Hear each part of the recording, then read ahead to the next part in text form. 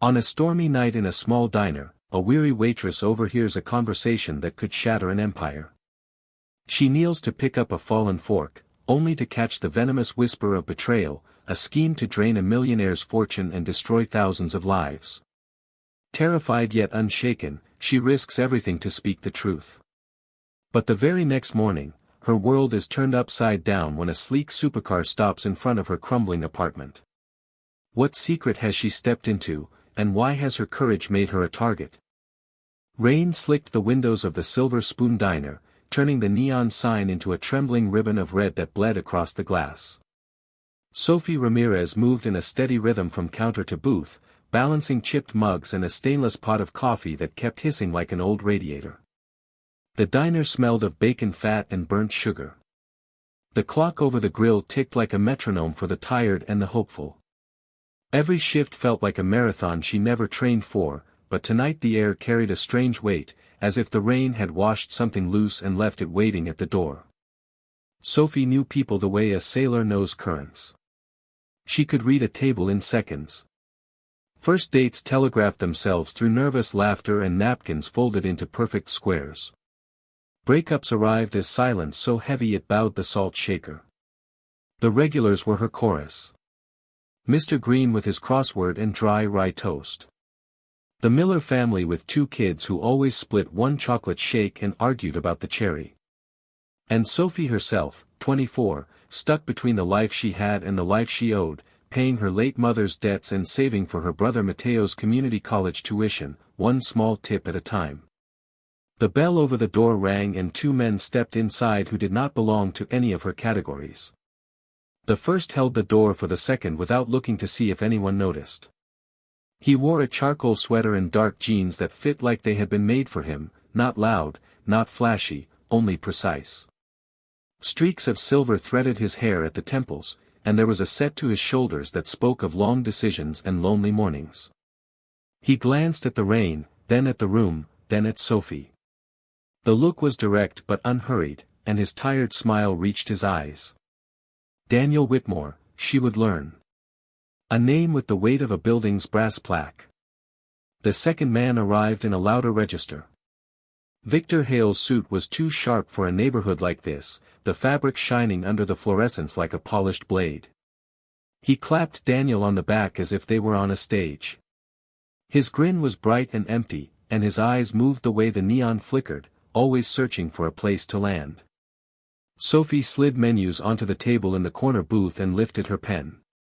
"Welcome to the Silver Spoon. What can I bring you to drink?" "Coffee, black," Daniel said.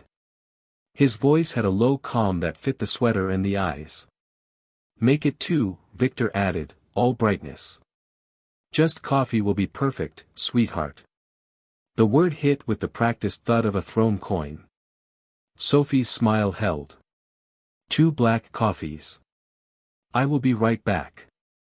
From behind the counter she watched them the way she watched storms gathering over the freeway. Victor leaned forward, hands drawing figures in the air. Daniel listened, the coffee cooling in his cup while his gaze found the rain again. Victor spoke in a pocketed murmur that never fully carried, but the music of it was obvious. Promise. Pressure. Urgency dressed as opportunity. She brought plates to a family across the aisle and caught fragments on the return. Liquidity. Secondary assets. A timetable. Victor's voice softened when he said the word sure and sharpened when he said the word now. Daniel tapped the rim of his cup with the spoon and did not touch the menu. The Millers lit a birthday candle at the next booth, and the younger boy laughed too hard and dropped his fork. It slid under Daniel and Victor's table, glinting once before it disappeared into the shadow where shoes lived. "I have it," Sophie said, kneeling. The tile felt cold through the fabric of her uniform. Above her, the voices shifted. "He is cautious," Victor said, a whisper with edges. "He will sign if we move the secondary pool into the Orion vehicle and close fast. The board trusts him. That is why we do it this way." Sophie froze. The fork rested against the toe of Daniel's shoe. The rain sounded louder. "Orion." Secondary pool. Close fast. Her mind caught the words the way fingers catch a glass before it shatters. She slid her hand forward but did not stand. Victor's phone buzzed. Daniel excused himself with a low apology and crossed toward the restroom. Victor answered in the hush people use when they pretend not to be heard. Not yet, but he is close. He is sentimental. The story sells. Once the transfer is authorized, it routes through the shell in the islands. By the time he sees it, the accounts will be dust. Shell in the islands. Dust. Sophie closed her fingers around the fork. Her heart thudded so loudly she thought the tabletop might vibrate. She rose, face careful, mouth steady, and handed the fork to the boy with a smile she had learned from 1,000 small kindnesses. Then she returned to the counter and set the coffee pot down with both hands. She watched Daniel return to the booth. She watched Victor switch faces in a single breath. Charm slid back into place like a coin into a slot. The rain softened. A bus sighed at the curb. Somewhere in the kitchen a timer bell rang and stopped. Sophie thought of Mateo's textbooks on their thrift store table, of the stack of bills waiting on the fridge, of how choices build lives one after another until a person looks up and realizes the road has already been chosen. Victor was persuading again. Daniel swirled the coffee, silent. Sophie dried a clean glass that did not need drying. Then she set it down and wiped her palms on her apron. The choice rose in her like a tide. Say nothing and let the storm pass her by. Or walk into the wind and speak. She stepped out from behind the counter and started toward their table. The diner had begun to thin out. Chairs scraped, checks folded into wallets, and the scent of fried onions lingered like a stubborn ghost. Sophie Ramirez moved toward the corner booth where Daniel Whitmore and Victor Hale were preparing to leave. Her palms were damp, and her pulse quickened with each step. The two men rose almost in unison, Victor tossing a $50 bill onto the table as if money were simply paper to scatter. Daniel slipped into his tailored coat, the fabric falling into place with effortless grace. His expression carried a tired civility, the look of a man who had listened to too many voices and trusted too many smiles. Victor's hand clamped his shoulder like a leash, guiding him toward the door. It was now or never. Sophie's throat felt tight, but her voice managed to break through the diner's low hum. Sir. Both men turned. Daniel's brow furrowed. He was surprised, not hostile. Victor, however, narrowed his eyes with a predator's sharpness. His smile vanished, leaving behind a hard, angular mask. Yes? Daniel asked, his voice polite but guarded. Sophie ignored Victor entirely, focusing on Daniel's kind but weary eyes. Mr. Whitmore, she whispered. The sound of his name on her lips startled him. It startled her too. Her hands trembled, yet she steadied them by gripping her order pad like a shield. I know this isn't my place, she continued, her words quiet but unshaking. But please, be careful. Not everyone who calls himself a friend deserves that trust. Double-check everything before you sign. Especially your secondary assets. And if you review anything, don't do it with someone he knows. For a heartbeat, the world hushed. The only sound was the distant rattle of rain on the glass and the soft hiss of the coffee machine. Daniel's eyes locked onto hers. They reflected something she couldn't read, confusion, suspicion, perhaps the faint glimmer of intrigue. Victor broke the silence with a hiss that sliced through the air. What the hell do you think you're doing? He stepped forward, his smile returning but twisted now, dripping venom. Trying to hustle a bigger tip by slandering me? Daniel, she's insane. Let's go. His grip tightened on Daniel's arm, but Daniel didn't move. He just kept watching Sophie. He saw her fear. He saw the way her lips pressed together, the way her voice trembled but carried a steel edge. She wasn't lying.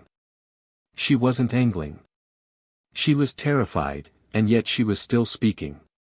Thank you for the coffee, Daniel said at last, his tone unreadable. He turned and walked out, leaving Victor to follow with one last glance. His eyes burned into Sophie like a silent promise of retribution. The doorbell jingled as they exited into the rainy night. A black Mercedes purred at the curb. The car pulled away, taillights glowing like embers fading into darkness. Sophie exhaled and realized her knees felt weak, her body trembling from the release of everything she had just done. She slumped against a table, gripping the edge for balance. The diner looked the same, plates clinking, a customer asking for ketchup, the soft drone of rain, but everything inside her had shifted. She had just accused a man's closest friend of betrayal in front of him. She had risked her job, her safety, and perhaps her very future. Her shift ended 10 minutes later. Sophie untied her apron and slid it into her locker, her movements mechanical. Her boss barely glanced at her as he muttered goodnight. Outside, the rain had calmed to a drizzle. The street lamps flickered, throwing pools of yellow light onto cracked pavement. She hugged her coat tight, head bent against the damp air, and made her way back to the apartment she shared with Matteo. The walk home felt longer than usual. Every sound behind her made her turn. Every car passing through the wet street seemed too slow, too deliberate. Victor's glare replayed in her mind, sharper each time. She had crossed a man who dripped power from every gesture, and she had done it without thinking about the cost. By the time she climbed the narrow stairwell to their third-floor apartment, her heart still hadn't slowed. The locks clicked into place, the door closed, and at last she leaned against it, sliding down to the worn carpet. "What have I done?" she whispered. The apartment was small and cluttered but safe, or at least it had been. She heard Matteo stirring in his room, already preparing for another long night of studying. He didn't need to know what happened, not yet. This was her burden. Sophie lay awake for hours, tossing in the hollow comfort of her thin mattress. Each time she closed her eyes, she saw Victor's sneer, Daniel's gaze, and the rain-washed neon sign flickering above them. Would Daniel dismiss her words? Would Victor come after her? She didn't know which thought frightened her more. By dawn, she convinced herself she had made a catastrophic mistake. Daniel would laugh it off, guided by Victor's polished lies. Victor would make sure she never worked another shift at the diner. And if he was cruel enough, he might find out where she lived. The morning air seeped cold through the thin walls as sirens wailed in the distance. Sophie brewed coffee in their small kitchen, staring out at the wet street below.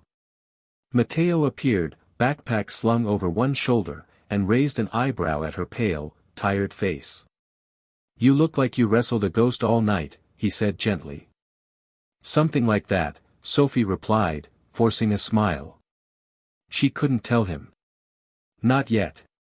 But deep down, she knew the storm she had walked into wasn't finished. It was only beginning. And before long, someone would come knocking. Morning dragged with a heaviness Sophie Ramirez couldn't shake. After Matteo left for class, silence pressed against the apartment walls like a weight. She cleaned compulsively, wiping already clean counters, folding and refolding dish towels, anything to keep her thoughts from circling back to the night before. But the memory of Victor Hale's venomous glare and Daniel Whitmore's unreadable eyes followed her like shadows. By 10:30, the silence was broken by a sound Sophie had never heard on her block before. It wasn't the rattle of an old pickup or the sputter of a delivery van. It was deeper, smoother, like a growl held just beneath the surface.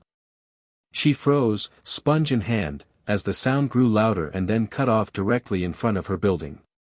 Cautiously, Sophie moved to the window and pulled down the blinds just enough to peek through. Her breath caught. Parked at the curb was a machine that looked like it belonged in another world. Low-slung, polished black metal gleamed even beneath the gray sky. Its sharp lines cut through the grime of the street like a knife through paper. An Audi R8, gleaming like obsidian, idled silently while neighbors gawked from their porches. Her stomach clenched. No one in this neighborhood owned anything newer than a used sedan. This car didn't belong here. Which meant it had to be for her. The driver's door lifted open with a smooth hydraulic hiss. A tall man in a tailored black suit stepped out, crisp and controlled. His eyes swept over the building numbers until they landed on hers. Sophie stumbled backward, heart racing. A sharp knock rattled her door moments later. Knock. Knock. Knock. Her breath quickened. Should she answer? Should she call the police? What could she possibly say? There's a man in a suit outside with a car worth more than my entire street. It sounded ridiculous even in her own mind. The knock came again, louder. Sophie crept to the peephole. The man stood straight-backed, a velvet box in one hand, a cream-colored envelope in the other. He looked more like a government agent than a chauffeur. With shaking hands, she unlatched the deadbolt but kept the security chain in place. Yes, she managed to squeak. Miss Ramirez? His voice was deep, formal, steady. Yes. My name is Arthur. I'm Mr. Whitmore's personal driver. He asked me to deliver this to you. He extended the box and the envelope with quiet precision. Sophie blinked. Mr. Whitmore? Daniel Whitmore? Arthur inclined his head. Yes, ma'am. And this as well. From his pocket, he produced a sleek car key fob stamped with the Audi insignia. He placed it on top of the envelope. The car is registered and insured in your name. The title and documents are in the glove compartment. Her knees nearly gave out. There must be a mistake. This car is worth more than. There is no mistake, Arthur said calmly. Mr. Whitmore was very clear. He asks that you read the letter. He will be in touch. Before she could protest further, he gave a small nod and descended the steps. A black town car, parked discreetly down the block, rolled forward. Arthur entered, and within seconds both vehicles were gone, leaving the impossible Audi R8 sitting at the curb like some alien artifact. Sophie shut the door quickly and locked it again, sliding to the floor with the velvet box, the envelope, and the car key in her lap. Outside, the street buzzed with whispers and stares. Inside, her world tilted off its axis. She placed the items on the worn sofa, staring at them as though they might vanish if she blinked. Finally, she reached for the envelope, her fingers trembling. The heavy paper bore a wax seal with a simple engraved W. She broke it open and unfolded the letter written in elegant, deliberate script. Miss Ramirez. I owe you an apology for my abruptness last night. Your words, though unexpected, were delivered with a sincerity I could not ignore. You were right, more right than you know. The car is a token of my gratitude, though it pales in comparison to the courage you showed. Please accept it. It is yours with no strings attached. However, I must ask for one more moment of your time. Your perceptiveness is rare, and I find myself in a situation where such qualities are invaluable. Tomorrow at 9 o'clock a car service will arrive at your building to bring you to my office at Sterling Tower, 1100, Park Avenue. I understand this request is extraordinary, but it is a matter of urgency. I need to hear exactly what you witnessed, and I need to explain what you have stepped into. Arthur, the man who delivered this letter, will be your contact. His number is enclosed. Please be safe. Yours sincerely, Daniel Whitmore. Sophie reread the letter 3 times. Her pulse hammered harder with every line. No strings attached, he'd written, right before attaching the largest, strangest string of all. Sterling Tower. His world, not hers. She set the letter down and opened the velvet box. Inside lay a brand new smartphone, sleek and gleaming. A note beneath it read, for your security. Preloaded with only Arthur's number. Encrypted. Please use this for contact. Her skin prickled. This wasn't just gratitude. It was preparation. Protection. Sophie pressed her face into her hands. She thought of selling the car, paying Mateo's tuition, wiping away the debts that strangled her family. But the words from the letter echoed, "What you have stepped into." The gift wasn't just a gift. It was a door. And once she stepped through, there would be no going back. Tomorrow, at 9 o'clock, everything would change. The morning came too quickly.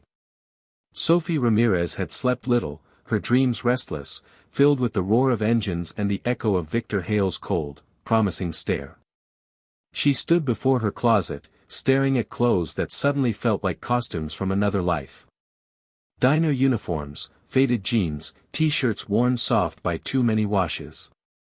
Only one black dress hung neatly at the end, reserved for funerals or rare weddings. It would have to do. She slipped it on, smoothed the wrinkles, and tied her hair back with careful precision. Mateo was waiting in the kitchen, his backpack slung over one shoulder. He studied her with quiet concern. "You sure about this?" he asked. "No," Sophie admitted, her voice low. "But I don't think not going makes me any safer." "Then I'm coming with you. I'll wait in the lobby, but I'm not letting you do this alone." His jaw was set in a way that reminded her of their mother. Sophie nodded, too tired to argue. At exactly 9, a sleek black town car pulled up outside their building. Arthur stepped out, composed as ever, and opened the rear door. "Miss Ramirez. Mr. Whitmore is expecting you." His eyes flicked to Mateo. "And you must be her brother." "Of course. Please, both of you." The ride was silent, gliding them away from graffiti-tagged walls and cracked sidewalks into a world of glass and steel. Storefronts glittered with designer names Sophie had only seen in magazines. Doormen in immaculate uniforms nodded to residents who carried themselves with inherited confidence. Mateo stared out the window, his brow furrowed, while Sophie clutched the letter in her lap as though it might anchor her to reality. Then the skyline opened, and there it was, Sterling Tower. The building rose like a sheer cliff of glass, 60 stories of dark panels that caught the morning sun and fractured it into silver shards. Sophie's breath caught. She had passed this tower countless times, craning her neck to marvel at its impossible height, never imagining she would step inside. Arthur guided them through revolving doors into a lobby that belonged to another universe. The ceilings soared 3 stories high. A waterfall spilled down a wall of polished granite. The floor gleamed so brightly Sophie saw her own anxious reflection. Suited professionals moved with purpose, their footsteps echoing like a synchronized march. She felt like an intruder in her plain black dress, out of place in a world polished smooth by power and wealth. "Mateo, you may wait here," Arthur said, gesturing toward a leather sofa near a modern cafe. "Anything you like is on Mr. Whitmore's account." Mateo squeezed Sophie's hand. "I'll be right here. Yell if you need me." Arthur led Sophie to a private elevator. He slid a card through the panel. Only one button lit up, 60. The express to the top. The doors sealed, and the elevator shot upward so smoothly Sophie barely felt it, yet her ears popped from the speed. She smoothed her dress, palms slick with sweat. The doors opened directly into a vast office bathed in sunlight. The city sprawled beneath her, skyscrapers dwarfed by the tower's vantage. Glass walls offered a sweeping panorama, while minimalist furniture marked the room with quiet authority. A massive oak desk stood like an anchor. Shelves lined with books, not trophies, flanked the space. By the window, his silhouette framed against the skyline, stood Daniel Whitmore. He turned, and in daylight, dressed in a tailored suit, he seemed both more formidable and more human. The weariness she had seen in the diner remained, but now it was tempered by a sharp intelligence that seemed to cut through the air itself. "Miss Ramirez," he said, his tone low and steady. "Thank you for coming. Please, have a seat." Sophie perched on the edge of a leather chair, clutching her hands in her lap. "Mr. Whitmore," she began, her voice shaky. "The car, the phone, it's too much. I can't possibly." "You can," he interrupted gently, but with a firmness that brooked no argument. "And you will." What you did for me was beyond price. That car is a fraction of what you saved. She blinked, stunned. What I saved? Daniel paced slowly behind his desk, his gaze intense. After I left the diner, I couldn't shake your words. You were frightened, but you still spoke. That kind of integrity is rare. I called in a forensic team. Men Victor doesn't know. They worked through the night, digging into his Orion proposal, the asset transfer he pressed me to sign. He opened a thick file folder and dropped it on the desk with a heavy thud. Pages slid out, filled with numbers, names, wire transfers. What they found was ugly. The Orion deal was a ghost, a fabrication. Victor created a network of shell companies to siphon every liquid asset out of Sterling Industries. In less than 48 hours, this company would have been bled dry. Bankrupt. 5,000 employees left with nothing. Sophie's breath caught. The scale staggered her. She had thought she overheard a scam, a betrayal between friends.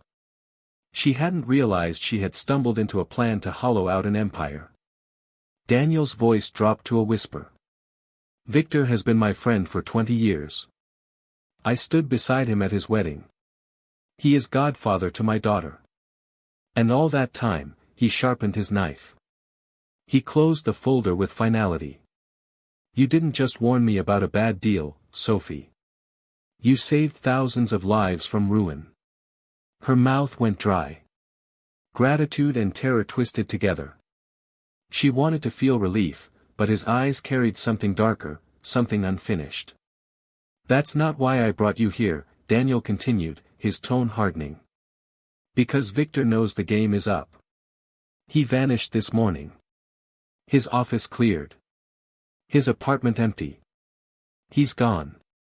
And a man with nothing to lose, who knows exactly who exposed him, is dangerous. He slid a single sheet across the desk.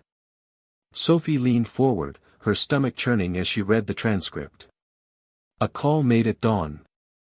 10 seconds long. The words carved into her mind. The diner waitress. Find her. Make it hurt.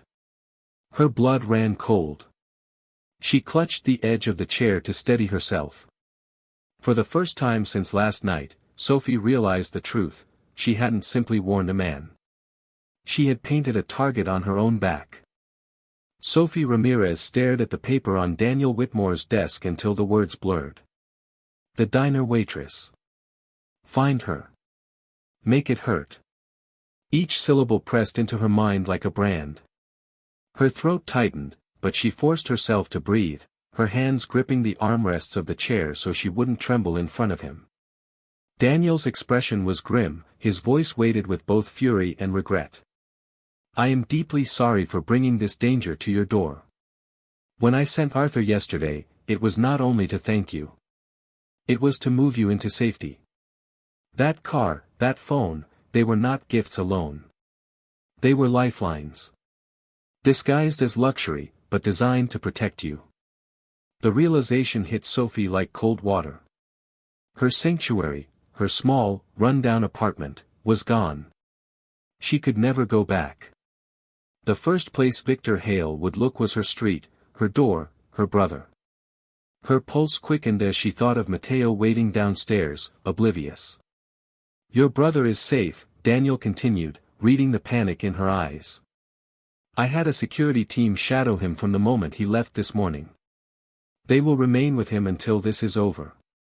But you, his voice hardened, you cannot return home.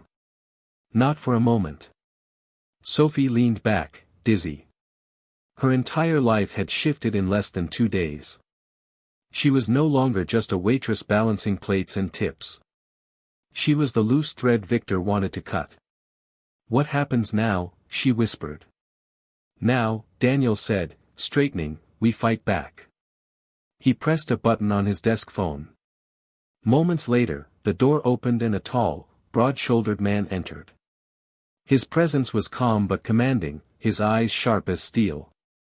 This is Robert Maxwell, Daniel said. My chief of security. Former MI6. He and his team are already coordinating with federal authorities. They are monitoring airports, private airstrips, and international accounts. Victor has fled, but he cannot run forever. Robert gave her a small nod. Miss Ramirez, you are under our protection now. Discreet teams will shadow both you and your brother. You'll be moved to a secure apartment by tonight.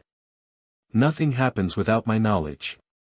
His voice was firm, steady, the kind of voice that made people believe safety was possible even in the middle of a storm. Sophie nodded numbly. Daniel returned to his chair and opened the thick folder once more. Victor was meticulous. He left behind a mountain of forged documents, shell transfers, encrypted communications. It's a puzzle with thousands of pieces. My analysts will track the money. But I need more than numbers. His gaze fixed on Sophie with an intensity that made her chest tighten. What you gave me at that diner was not data. It was insight. You heard a whisper, saw a gesture, and understood the intent behind it. That intuition saved Sterling Industries. And it may be the key to uncovering anyone else he's corrupted. Sophie blinked. I'm not an analyst. I'm a waitress. A faint smile tugged at Daniel's lips, but his eyes stayed serious. No. You're a truth teller. And that's rarer than any degree. In my world, I'm surrounded by men who flatter, who disguise, who tell me what they think I want to hear. Victor was one of them, for 2 decades. I need someone who sees clearly. Someone unafraid to speak even when her voice shakes. Her pulse quickened. His words both unsettled and thrilled her. For years she had believed her intuition was nothing more than survival, a way to read customers and avoid trouble. Now he spoke of it as if it were a skill, a weapon. Daniel leaned forward. I want to offer you a position. Officially, you would be listed as a special projects analyst. In truth, you would be my eyes and ears. You would sit in on meetings, observe negotiations, listen to board discussions. I don't need you to calculate profits. I need you to read people. To see what I can't. Sophie's heart pounded. The offer was absurd. She had no training, no experience, nothing but her instincts and a black dress worn thin at the seams. And yet, the way he looked at her, the trust in his gaze, made her believe he was serious. She steadied her voice. Why me? Because you already proved yourself, Daniel answered simply. You chose to speak when silence was safer. You risked everything for someone you didn't know. That kind of courage cannot be taught. Silence stretched between them, broken only by the distant hum of the city far below. Sophie's mind raced. She could walk away. Sell the car. Use the money to erase debts, move Mateo somewhere far, start fresh. Or she could step into this new life, one laced with danger but filled with possibility.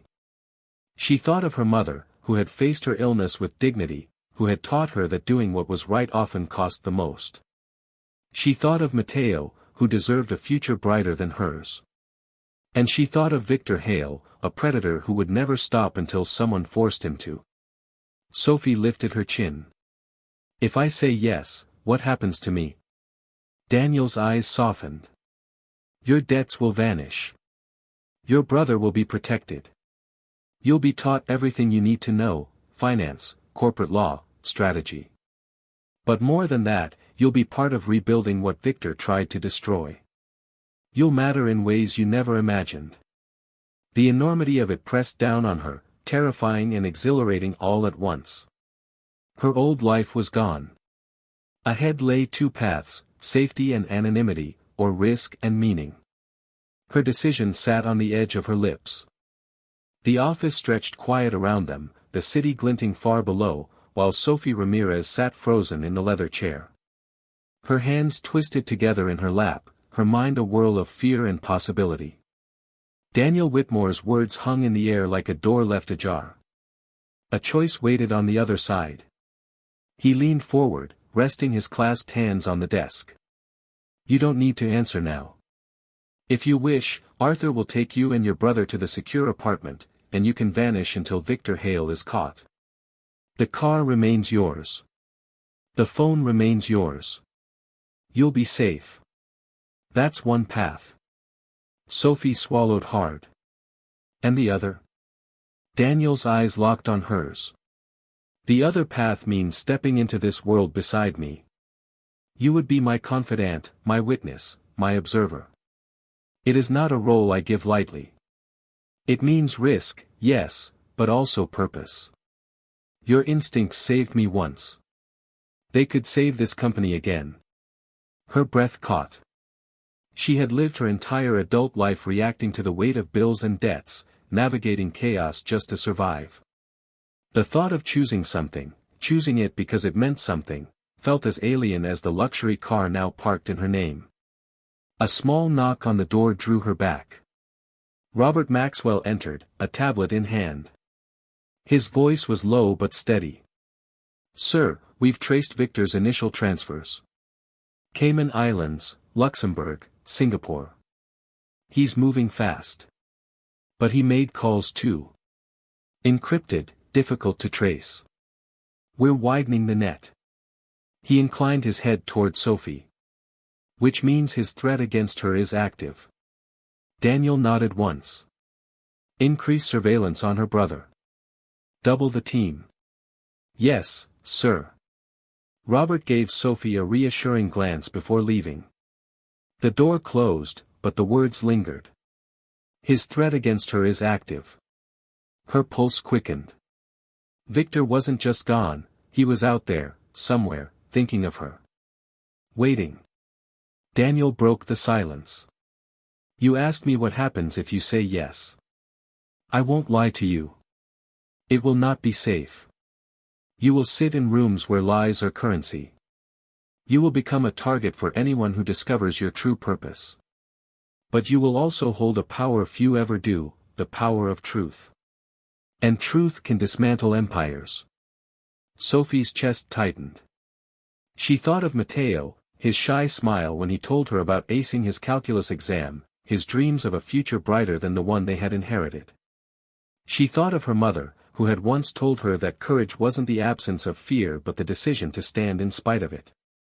She closed her eyes briefly. Could she really do this? Step into boardrooms and offices where her every word might ripple across thousands of lives? Or should she take the car, pay the debts, disappear with Matteo to some quiet town where Victor would never find them? Her instincts spoke before her fear could silence them. She opened her eyes, meeting Daniel's gaze. "If I do this, I'm not doing it for the car or the money. I'm doing it because no one else should suffer for his betrayal." A slow breath escaped Daniel's lips, almost like relief. "That is exactly why you should do it." He extended his hand across the desk. "So what is your answer, Sophie?" For a heartbeat, she hesitated. Then, with a firm, steady grip, she placed her hand in his. "I'll do it." His expression softened into something rare, a genuine smile. "Then welcome to Sterling Industries." The handshake sealed more than an agreement. It sealed her transformation. No longer just a waitress carrying plates and tips. She was stepping into a battlefield of wealth and power armed only with her intuition. Daniel released her hand and stood.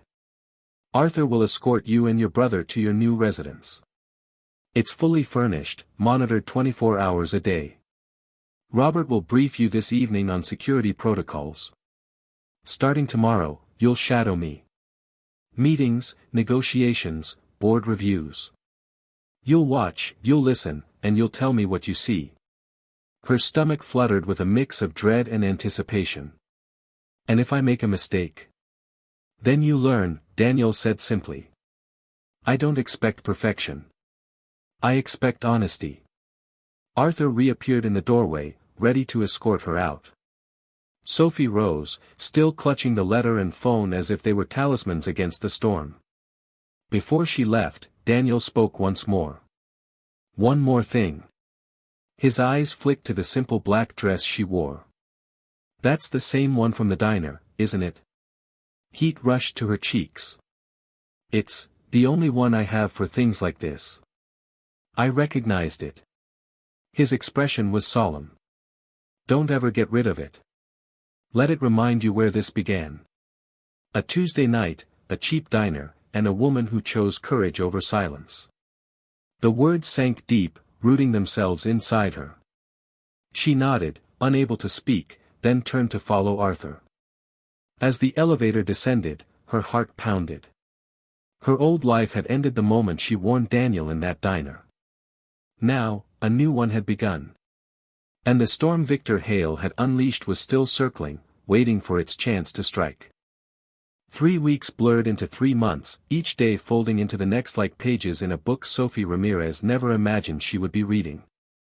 The secure apartment Sterling Industries provided for her and Mateo overlooked the city skyline, a far cry from their creaking third-floor walk-up. The rent, the debts, the weight of their mother's medical bills, all gone, wiped out with a single keystroke from Daniel Whitmore's finance team. For the first time in years, Sophie woke up without the suffocating pressure of owing more than she could ever repay. But freedom came with a price. Each morning began before dawn, with tutors arriving at her apartment to drill her in finance, corporate law, market strategy.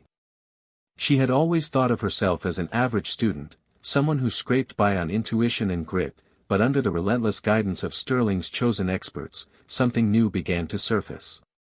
Concepts that once looked like walls became patterns she could trace. Numbers started to sing the way people's faces did, their meaning hidden beneath the surface until she listened closely enough. By day, she shadowed Daniel. She sat quietly in boardrooms, in negotiations, in sleek glass conference halls where men in $1,000 suits traded words like weapons. They looked at her and saw a young assistant taking notes, a detail so unimportant they forgot she was even there. And in their forgetfulness, they revealed themselves. Nervous gestures. 2 slick smiles. A pause before answering questions. Sophie wrote everything down, not the numbers, not the jargon, but the truth behind the words. At first, Daniel asked her simple questions after meetings. What did you notice? Who seemed off? Each time, her observation surprised him. The tremor in a voice, the flicker of eyes toward the exit, the way a man clutched his pen too tightly when a contract was mentioned. Slowly, her instincts began to prove their worth. The first real test came during a high-stakes merger negotiation. Sterling Industries was considering a partnership that would save millions. The lead negotiator, polished and confident, spoke of loyalty and shared vision. Everyone in the room seemed convinced. Everyone but Sophie. She watched the man's hands. The way he smoothed his tie each time Daniel mentioned exclusivity. The way his eyes darted toward his briefcase, where a phone buzzed just once too often. When the meeting ended, Daniel turned to her in his office. Well? He's hiding something, Sophie said firmly. I've seen that same gesture at the diner. A poker player bluffing. He's already promised the deal to someone else. He's playing us for leverage. Daniel's eyes sharpened. He called in Robert Maxwell, who pulled communication logs within hours. Sophie was right. The negotiator had been secretly in talks with a rival firm, feeding them information in exchange for a better payout. The merger collapsed before it began, saving Sterling Industries from a betrayal that would have cost millions. From that day forward, Sophie's role changed. She was no longer just an observer. She was Daniel's silent instrument, the one who caught lies before they hardened into contracts. Executives began to avoid her eyes in meetings, unnerved by her quiet presence. But with her growing confidence came the shadow of danger. Victor Hale was still out there. His name flickered at the edge of every report Robert brought in. Financial trails that dead-ended in offshore accounts. Rumors of sightings in Europe. Each whisper tightened the knot in Sophie's chest. She never forgot the order Daniel had shown her on that sheet of paper: find her. Make it hurt. Mateo adjusted quickly to their new life, though his worry never left. He studied harder, his path to university clear now, but he watched Sophie like a hawk. More than once, he told her he would trade all the money and comfort to go back to their old apartment, if it meant she wasn't a target. She smiled, reassured him, but in the quiet hours she wondered if she had dragged him into a storm he didn't deserve. Then, one Tuesday afternoon, everything shifted again. Daniel entered her small office beside his with a tablet in his hand. He placed it gently on her desk, his face unreadable. Sophie leaned forward. The headline glared at her in bold letters. Fugitive financier Victor Hale arrested in Monaco. Her breath caught. A photo filled the screen, Victor in handcuffs, his once slick suit rumpled, his charm stripped away. Rage burned in his eyes, but it was caged now, powerless. Daniel's voice was quiet, almost reverent. The case we built, the testimony you gave, the patterns you saw, it was airtight. He's finished. He will never hurt you again. Relief washed over Sophie so powerfully she had to grip the desk to keep steady. The weight she had carried since that rainy diner night slid from her shoulders. Victor Hale, the man who had threatened to bleed a company dry and ruin her life along with it, was no longer a phantom in the dark. He was a prisoner. She looked up at Daniel, her throat tight. It's over. He nodded once. It's over. You're safe now. For the first time in months, Sophie allowed herself to believe it. Yet as she gazed out the window at the sprawling city, she felt something stir inside her. She was no longer the woman who had knelt to pick up a fork under a diner table. She had been forged into something new. And the world waiting below was no longer something she watched from the outside. It was hers to step into. The weeks following Victor Hale's arrest passed in a blur, yet every detail etched itself into Sophie Ramirez's memory.